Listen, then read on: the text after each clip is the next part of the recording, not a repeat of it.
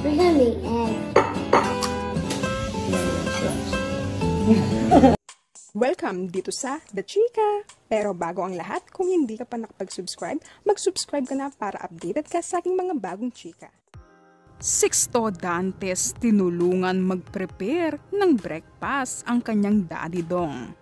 Ipinasilip ni Ding Dong Dantes sa isang video na siya ang nagluto o gumawa ng kanilang almusal kasama ang kanyang bunso na si Sixto Dantes. Bingo breakfast nga ang tawag ni Dong sa ginawa nila ni Sixto. Cute na cute ang mag-ama na tinuturuan ni Dong si Sixto kung paano mag-open o crack ng itlog. Sa susunod si Sixto na ang maghahanda ng kanilang almusal kapag natuto na itong magluto. Nakakatuwa nga si Sixto mga kachika na habang tinutulungan niya ang kanyang daddy Dong ay kumakain na ito ng cheese na paborito niya ang cheese. Can you have the salt please? Okay. Tingnan mo yung luto mo.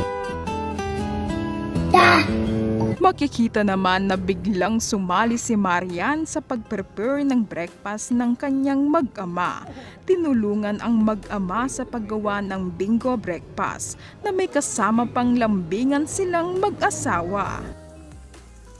At nang matapos ito ang cute ng pagkagawa, may tinatago pala na talent si Daddy Dong. Gaganahan ka talagang kumain dahil ang ganda ng pagka-prepare.